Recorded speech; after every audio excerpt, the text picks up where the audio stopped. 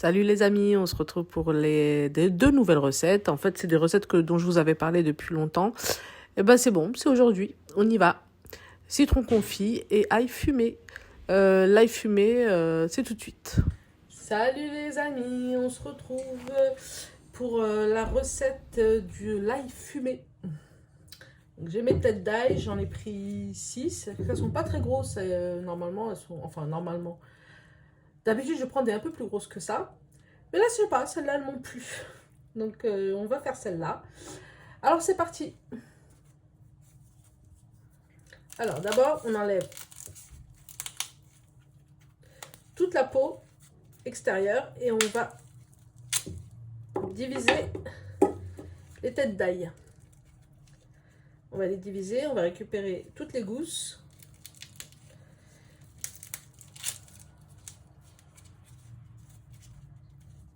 Par contre, les gousses, on va les laisser entières comme ça.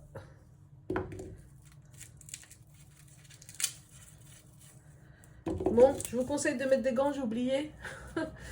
J'ai oublié de mettre les gants parce que ça sont... Mais bon, j'ai pas de rendez-vous, tout va bien. Et puis je mettrai du citron à ce qui paraît. Enfin, ce qui paraît, j'ai déjà essayé plein de fois. Ça marche bien. Donc voilà, je vais enlever toutes les gousses.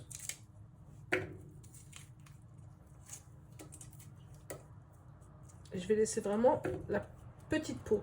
De toute façon, même si vous laissez un peu de peau, c'est pas très grave, hein, tout ça. Je vais le mettre au four. Et c'est ça qui va me donner le goût fumé. Vous allez voir, ça reste pas longtemps au four. Ça cuit rapidement. Ce que je veux, c'est vraiment le goût fumé. Je veux pas que ça grille. Je veux pas que ça ait un goût de brûlé. Donc, je vous dirai combien de temps il faut le mettre. Franchement, j'en ai aucune idée. Je le mets, les autres fois, j'ai dû le mettre une quinzaine de minutes. Voilà, une quinzaine de minutes, on va dire. À 200... Je l'ai mis au milieu, donc ça doit faire du 250. Et voilà, ce que je veux, c'est que ça soit cuit à l'intérieur. Pour que je puisse le mixer. Et surtout, vous allez voir comment je vais l'emballer. Je vais le mettre vraiment comme dans une papillote. Et ça, c'est pour éviter qu'il brûle. Hein. Ce que je veux pas, c'est vraiment le goût brûlé. L'ail brûlé, c'est amer, c'est pas bon. C'est pas bon. Voilà. Alors, je vais faire les autres et on revient. Bon, voilà. J'ai toutes mes peaux. Je me débarrasse et j'ai toutes les petites gousses qui sont là. Alors, je vais venir prendre un plat dans le four. Je mets un papier sulfurisé et je les mets telles quelles. On rajoute ni huile d'olive, rien du tout. On rajoute rien. Je les mets par contre bien à plat. Pour que tout elles goûtent au feu de la même manière. Voilà. Hop.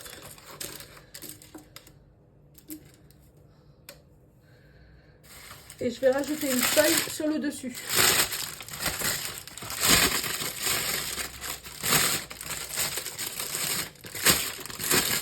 sais pas si vous connaissez ce truc de les plier pour qu'elles tiennent en place. Moi, je fais ça et c'est mieux pour ma santé mentale. Alors, je vais plier là. Je vais plier là. Je vais plier ici. Et je vais plier là. Je vérifie qu'elles sont toujours à plat.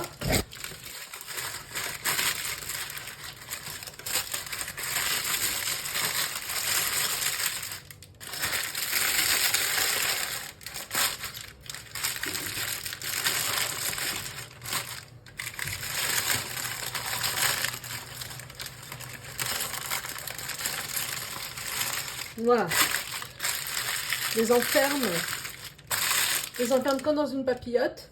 Et donc, je vais les mettre au four à 250 degrés. Et je vais faire 15 minutes d'abord. Alors, pendant que mes têtes d'ail sont en train de griller, on va passer au citron confit. Vous allez voir, c'est super rapide. J'ai pris évidemment des citrons non traités. Bon, je voulais des plus petits, mais c'est les plus petits que j'ai trouvés. Voilà. On y va, c'est parti. Alors, je vais enlever d'abord les petites branches. Alors, je coupe en deux.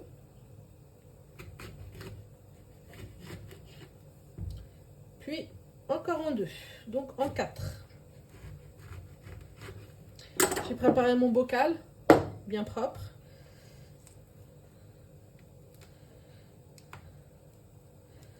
Voilà. Je prends mon gros sel et je vais venir en mettre partout à l'intérieur.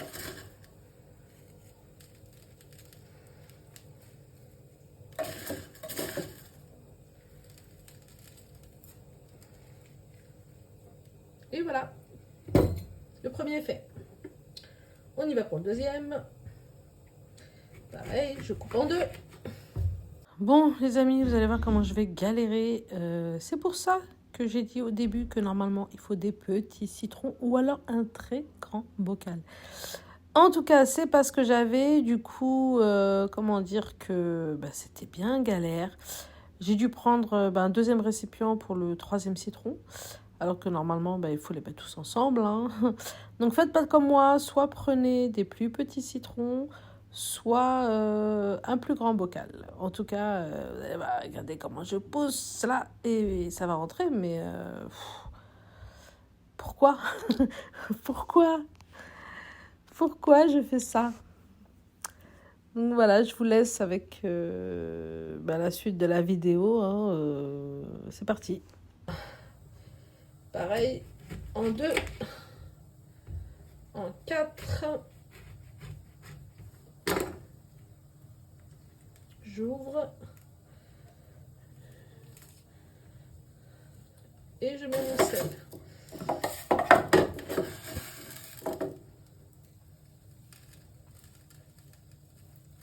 Bon, je remplis d'eau à hauteur.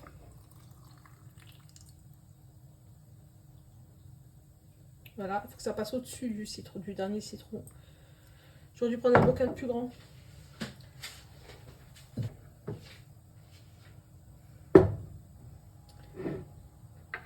Et j'ai plus qu'à refermer mon bocal.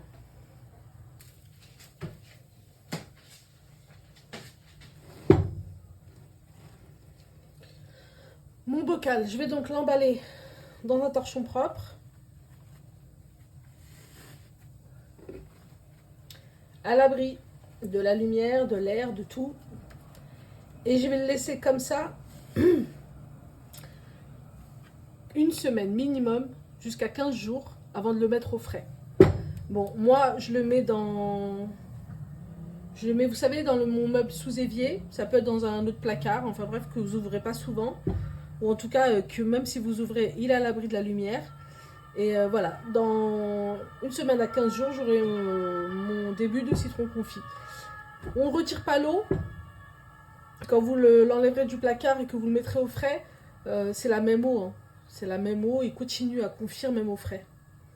Voilà. Alors, le dernier citron qui me reste, on va le mettre dans un autre bocal, parce que l'autre, c'était pas possible. Hein. Pareil, je vais couvrir d'eau. C'est de l'eau normale, hein, tout ce qu'il y a de plus tiède, du robinet quoi. Voilà, par contre, il faut bien que ça couvre. Et là, on referme. Pareil, on emballe dans un torchon propre et ça va aller rejoindre le plus grand pot. Hop.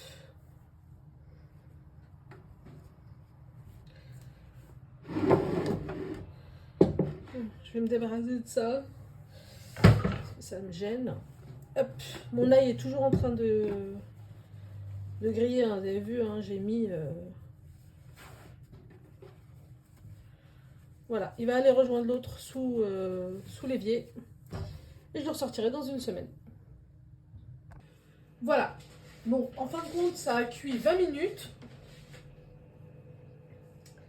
Mais c'est prêt. On va voir ça ensemble. Hop là. Hop.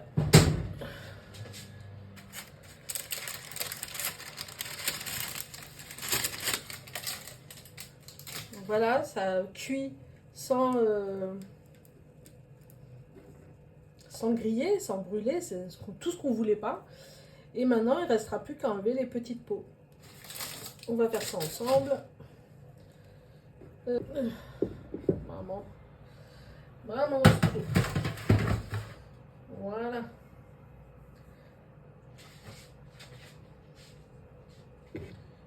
Mon deuxième bol. On c'est hyper chaud. Je vais pas mettre dans ce bol là, j'ai peur que l'odeur elle reste. J'ai peur que l'odeur elle reste dans mon... Comme c'est du bois. Voilà. Voilà. Je vous montre. Voilà, on enlève la petite... Oh, c'est chaud en fait. Normalement, il faut attendre que ça refroidisse. C'est pas du tout ce que j'ai fait. On enlève la petite encoche qui est là. Ça sera plus simple. Et là, on met l'ail. Bon, normalement, je peux l'éplucher, mais là, c'est trop chaud en fait. Je crois que je vais revenir quand ça sera un peu tiédi. Je reviens. Voilà. Donc, c'est un peu tiédi. Hein. C'est encore très chaud. Mais c'est un peu tiédi. Donc, en fait, on épluche. Hein. C'est beaucoup plus facile à retirer comme ça. Maintenant que la peau est grillée. Enfin, la peau est grillée. La peau est cuite, quand on l'entend, ça croustille. Et voilà. Du coup, on récupère ce qu'il y a à l'intérieur. On enlève la peau. Et hop. Et on fait ça pour toutes nos petites gousses. Ouh là là. Je parle très mal le français. Pas ce qui m'arrive.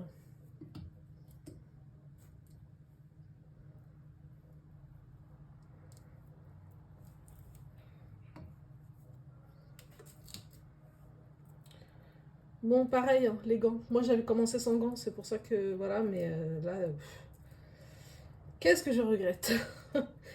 Je vais essayer enfin, je vais essayer. Je l'ai déjà fait, hein, le citron. Franchement, ça fonctionne. Ça fonctionne pour le poisson, ça fonctionne pour l'ail. Voilà. Bon, je finis ce qui reste et on se retrouve.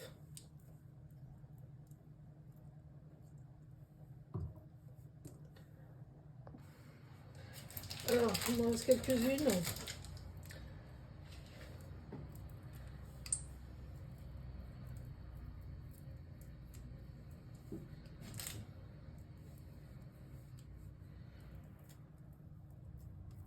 Voilà, maintenant que c'est refroidi, c'est beaucoup plus facile. Mais je le redis encore, n'oubliez pas les gants. N'oubliez surtout pas les gants. Faites pas comme moi. Vous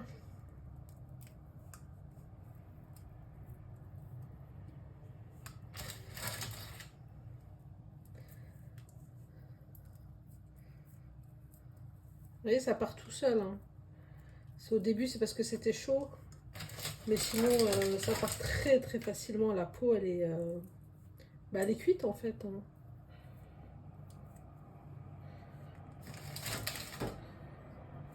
Et c'est un délice. Même si, même si ça sent pas bon, dites-vous que vous êtes tranquille pour un petit moment. Juste avec là les gousses qu'on a faites, franchement, vous en avez même en mettant un peu partout. Parce qu'on n'en met pas beaucoup, hein, on met des bouts de cuillère à café, hein, ou une demi quand vraiment on veut beaucoup, beaucoup, beaucoup de goût. C'est rare que ça dépasse une demi-cuillère à café. Hein. Alors dites-vous que c'est vrai que c'est fastidieux, on va pas se voiler la face, mais ça a un goût que vous n'aurez pas en faisant autre chose en fait. Vous n'aurez pas ce goût-là. L'ail fumé, c'est un délice. Alors, je vais mettre... Attention. Je vais mettre Pas grand chose de sel. Voilà. Je vais mettre un peu de poivre aussi. Pareil, je ne vais pas en mettre beaucoup. Voilà, une bonne pincée, on va dire, de chaque. Et surtout, l'huile d'olive. Et là, par contre, on va y aller. Non, je rigole. Pas trop non plus. On va dire 2 bonnes cuillères à soupe, pas plus.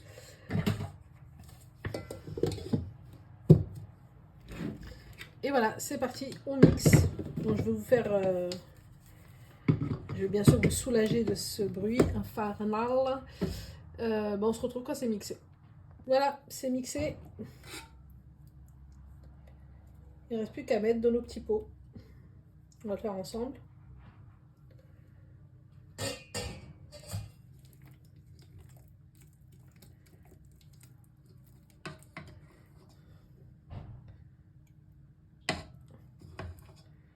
Alors, je ne sais pas si ça va tenir si j'aurai besoin d'un deuxième pot ou pas. Toujours est-il, une fois que vous avez rempli le pot, ne remplissez pas jusqu'au bout. Parce qu'en fait, il faudra mettre de l'huile d'olive au-dessus si vous voulez le conserver au frais. Moi, c'est ce que je vais faire. Je vais le conserver au frais. Et vous allez voir, je ne vais pas aller au bout. Et le reste du bocal, ça sera de l'huile d'olive en fait. Voilà, on y va. Hop. On racle bien, toujours pas de gâchis.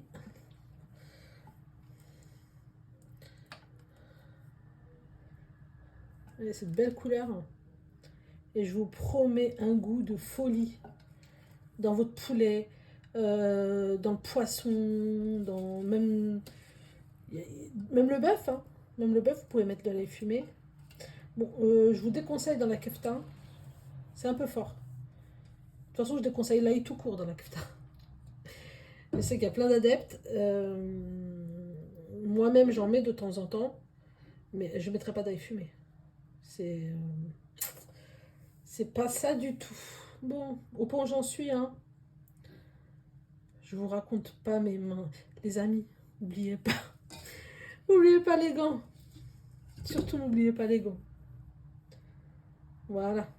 Normalement, il ne faut pas toucher. Pour éviter les germes. Mais bon, mes mains sont bien lavées. Et même comme ça, normalement, il ne faut pas toucher. Hein. C'est même pas une histoire de laver ou pas. Donc là, j'aplatis un peu pour pouvoir mettre mon huile d'olive jusqu'au bout. Hop. Voilà.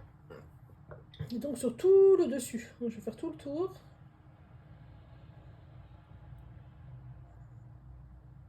Voilà. Il y en a vraiment partout au-dessus. Et là, mon ail, il est prêt. Il va être conservé au réfrigérateur pendant, allez, on en a pour un mois. Hein. Pour un mois. Voilà les amis. Et je vous dis à bientôt pour une prochaine vidéo.